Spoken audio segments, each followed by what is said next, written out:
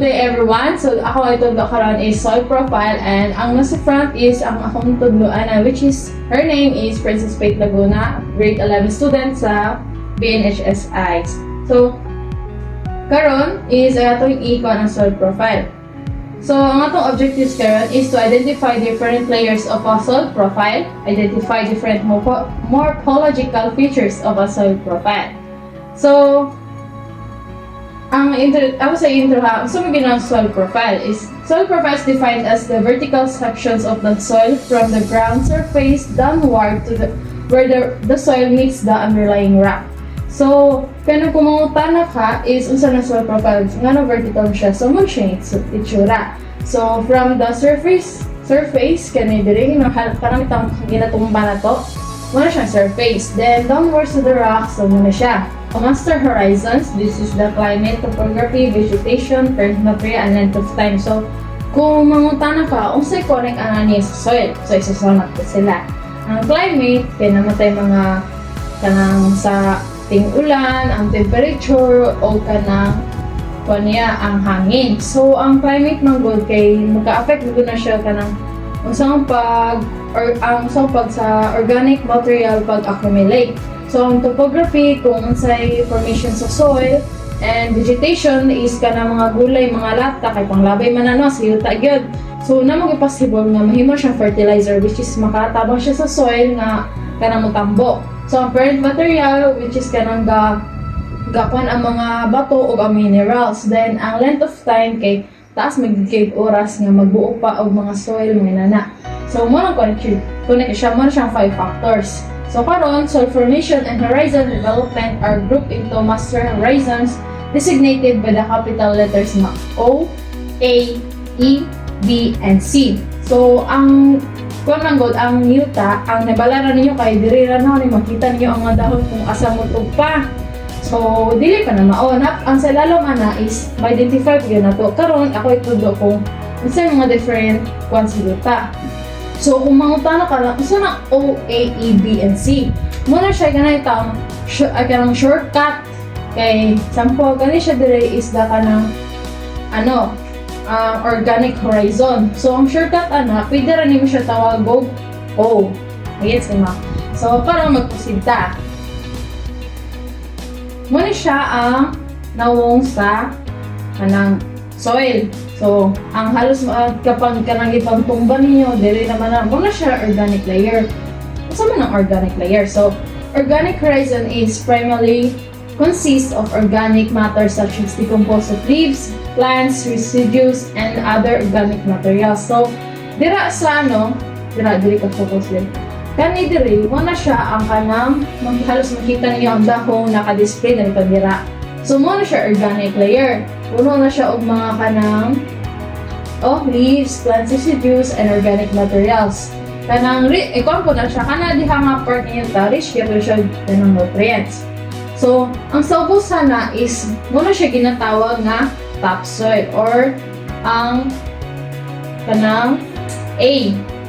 So, ang topsoil ginatawag po siya surface horizon. So, it is characterized by its dark color indicating high organic content and fertility. The A horizon is where the most plants' roots are concentrated as it provides an essential nutrients and favorable environment for plant growth. So, kaning topsoil, na siya, kamantay ka mga dark yung color.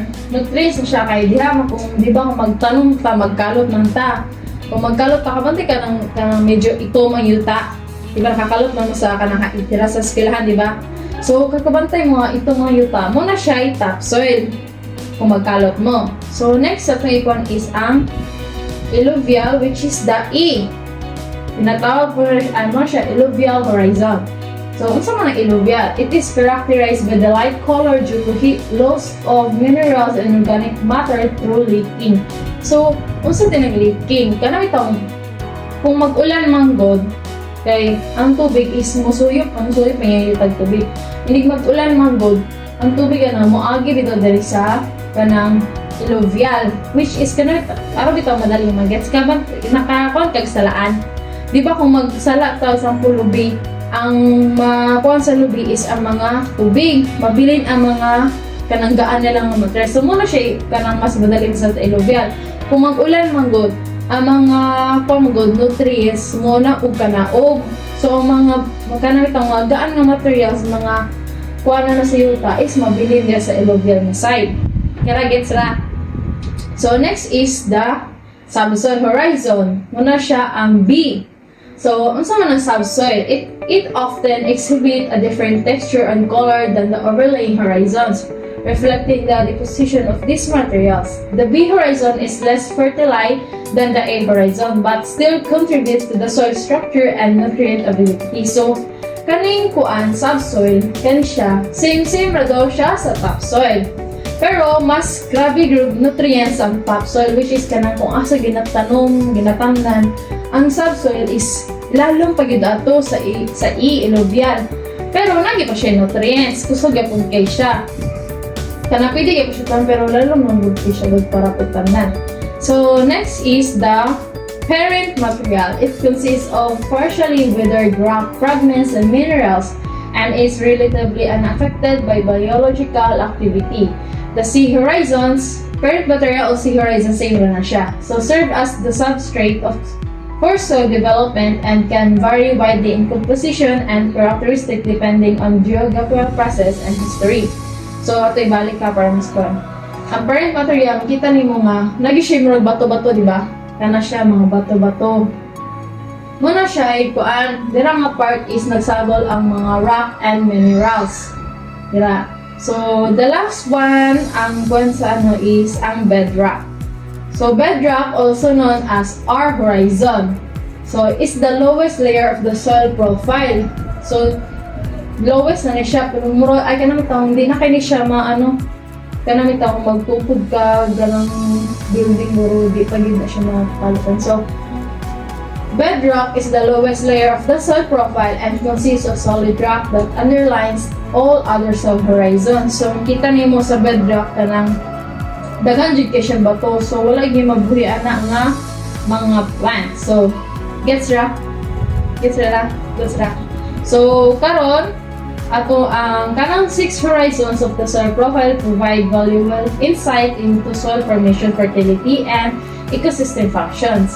Each horizon has unique properties and influences soil behavior and suitability for various purposes. So ngano kailangan man nato i-subtune kung unsa na mga soil profile. Kay kuan man gud kung mag-ano ka kanang understanding the soil profile and its horizons, scientists and land managers can make informed decisions regarding soil conservation, land use planning, and agriculture practices. Kung mabalang magunaw ang different kinds of soil, kay kanang as ikaw nga agriculture as kami, kung mabalaan magud usa na nga klase nga soil, ma-identify na mo ay kaning nga soil kay pwede tamnan, ay kaning nga soil kay di siya pwede tamnan. So importante gid kay siya nga mabalaan unsay different kind of soil. Kay kung ikaw nga kanang gusto ka magtukod og balay, so mangita kay yuta nga kanang di bitaw matamnan og mga plants para pod na ay kung di mo matanan, so pwede nimo tukurag balay. So kanang matamnan nimo nga yuta is pwede nimo ay dili nimo tukurag balay, kay which is dapat tamnan siya para pod magamit ka to. Kay kung mo tanom ka dito sa kung di mo gud kabalo sampol diri nga yuta, kay kanang kung kami nga nag-study nakabalo nga kani pwede tamnan. Kung ikaw wala nang study about lang ng soil profile, patakara kag tuko dirawa ay patakara pod kag tanom dirawa kabalo nga dito siya pwede tanan kay wala siya nutrients ng soil. So inana ka importante nga babala na to ang soil profile kasi klase ng soil. So mato, thank you.